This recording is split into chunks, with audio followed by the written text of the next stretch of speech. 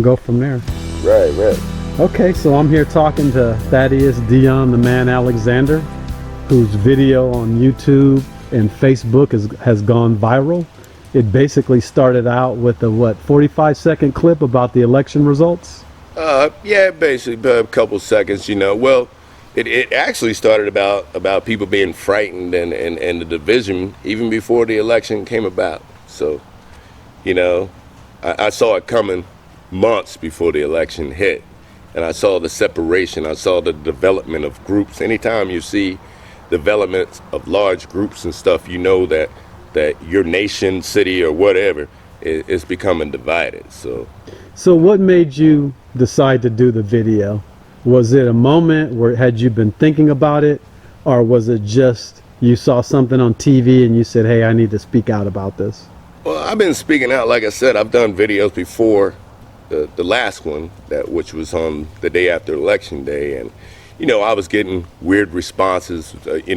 My first video was about, I had people respond to like, hey, we need our own black national anthem, and I'm like, man, this is the most ridiculous thing I ever heard before. So I would respond with a video to that, and then I would start getting other negative comments about, if Trump gets elected, we're all going to be slaves, Mexicans are going to be run out of here, gays are going to be beat to death. I saw the uneducation of people, like they're just being led by the biased media. And I wanted to put an honest, unbiased, voice out there, pretty much. So talk about the media coverage, because I think no matter what party you belong to, I think we all can agree that the media coverage for this presidential election was just very, very interesting. And then you had fake, unauthentic media sites posting on social media trying to influence people. So talk about that a little bit. Right.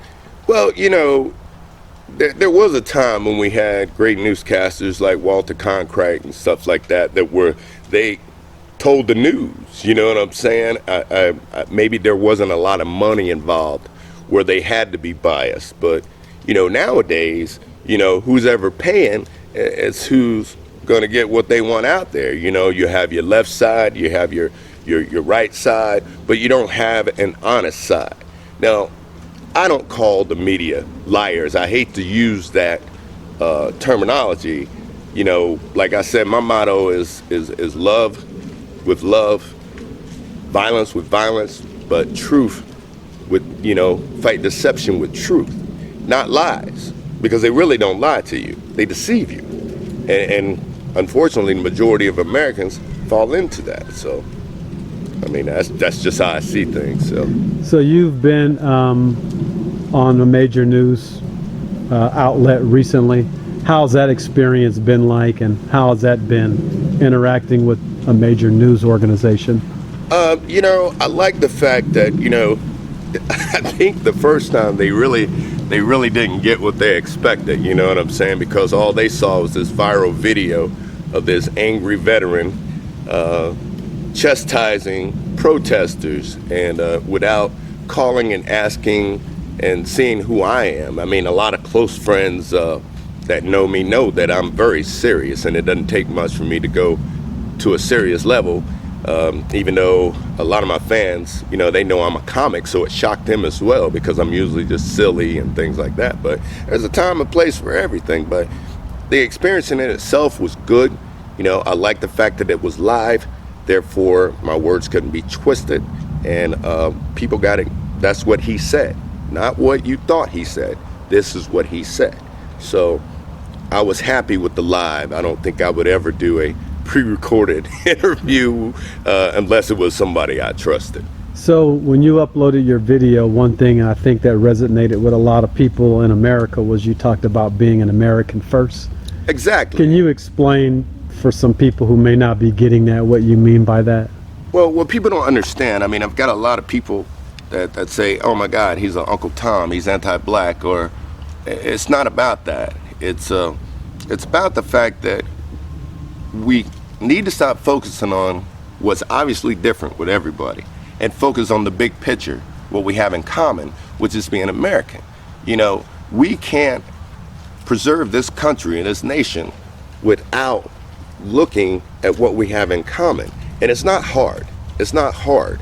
I think the government really affects that in a way that they divide us. They are in our homes. And when I say in our homes, is that I don't think the federal government should be concerned with who gets an abortion, or the federal government should be concerned about, same-sex marriage. It doesn't matter. Those are religious issues, and I thought it was separation of church and state. So if we look at each other as, hey, like myself, I'm an American that happens to be black, you know what I'm saying? But America is number one, and that's what my movement, American First, is about. And, and if I can get people on the same page to understand that homosexuality is not contagious. If so, I'd be gay by now, because I got a lot of gay friends, you know what I'm saying? I'd have been gay a long time ago. None of these things are contagious.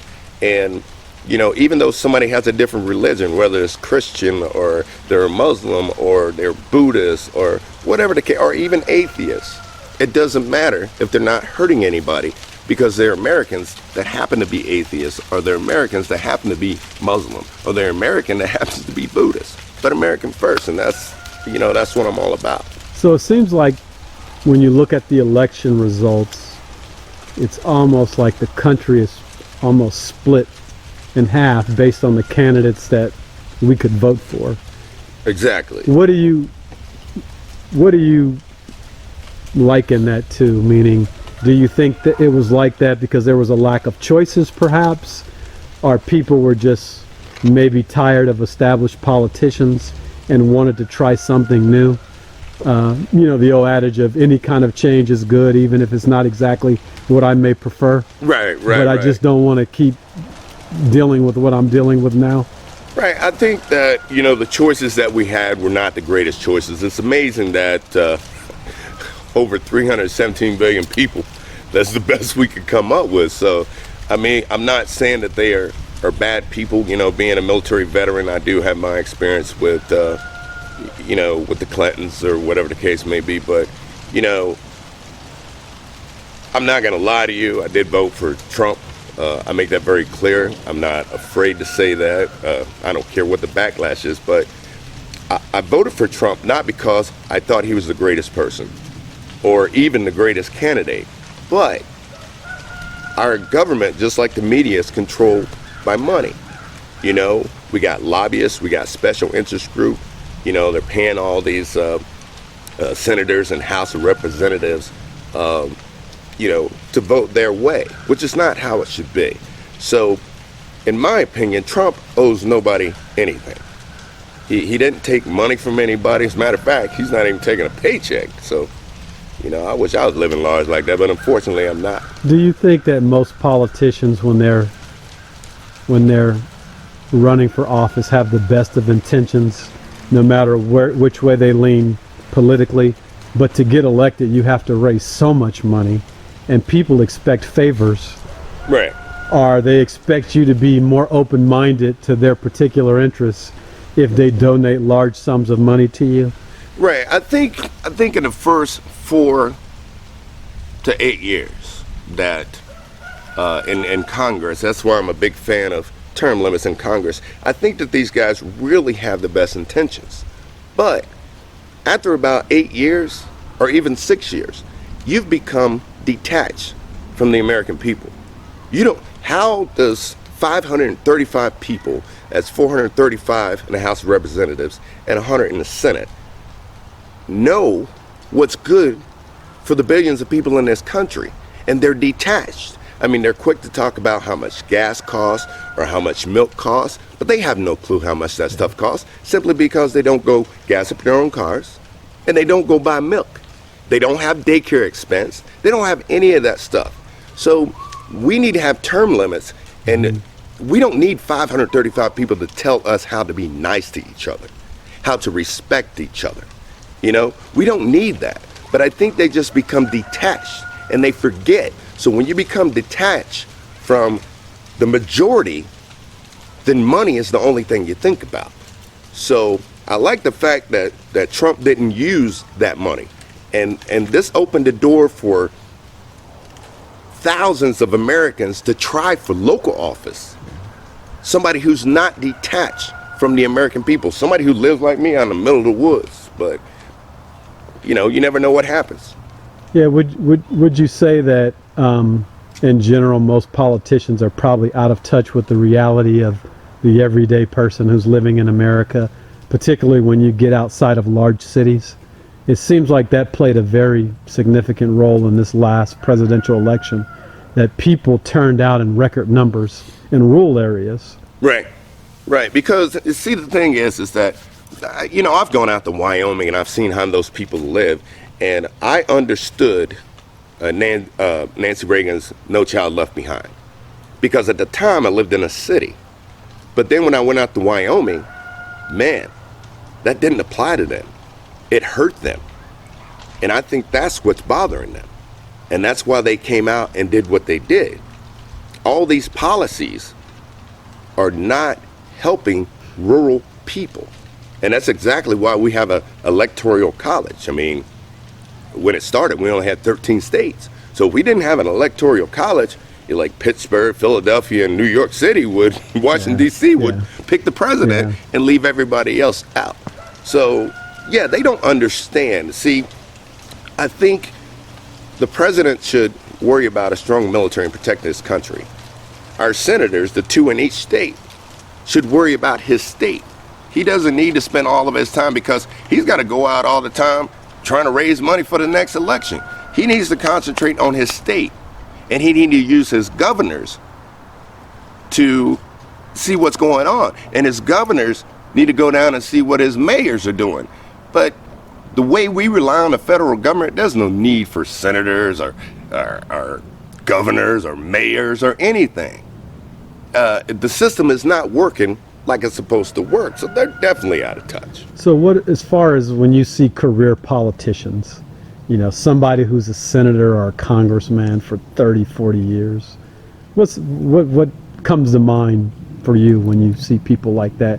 And not even a particular individual, just when you look at someone's resume and you see they've been in politics all their life, and in most cases maybe even the same job. I think it's sad. I think just because you have a political degree, everybody's talking about, you know, Trump not having a political degree. But he said something on 60 Minutes a couple of days ago. They asked him about gay marriage. And his response made me like him even more. Because what he said was, that's been settled, it's legal, I'm trying to bring jobs back. I was like, wow, that's what I'm talking about. But when I see these career politicians in there, it's sad. I mean, they're living off of the American people. They tell us lies to get reelected. But my movement, first thing I want to push is it doesn't matter who it is. And with social media, you don't need that much money. And I want to scare these guys. You know, I got 32 million people out there watching my video. I got hundreds of thousands of people following me. And what I'm going to try to suggest to these people, that in your state, you look at how long your senator or your congressman has been there, and you vote for somebody else. There's somebody that's just as smart with no political degree right in your state. And that's what I'm going to suggest. After 8 years, don't vote for him. We have control. If you were to have a conversation with Hillary Clinton right now as a normal citizen, and she asked you, why do you think I didn't win the election, what would you tell her? I would tell Hillary that your personal business and your duty to the American people clashed. You were doing too many things on the side. There were too many lies. And you've been out there too long where there's a lot of dirt on you. Now, do I believe everything that they say about you? No. But I do know some things firsthand that are true. And a lot of people really don't know about Hades, but they should do their research. And what your organization, not you as First Lady, not you as Secretary of State, but your organization did to those people in that third world country. So what about if you were to have a conversation with President-elect Trump and he asked you as a common citizen, what do you think I should focus on? I would tell President-elect Trump to, you need to really focus on, like you said, in the right direction, jobs, American security, and a strong military. But also focus on your senators and congressmen doing their jobs with the states, so that way you don't have to be involved with it. You know, people cry about Black Lives Matter and all these other organizations. That's not your job. Those congressmen and senators work for us. And you can tell them, you need to handle that problem. The president shouldn't have to go there. He should make sure that they handle that problem and hold them responsible for what's going on in their state. So let's talk about your movement, American First Movement. So most people, a lot of people have saw your video. It's been shared, millions of views all around the world. And so what's come out of that is this American First Movement. And so for somebody who doesn't know what that's about, help us understand. Well, the American First Movement, like I said, is about us being first. And as I said earlier, removing the federal government out of our homes. You know, like I said, we don't need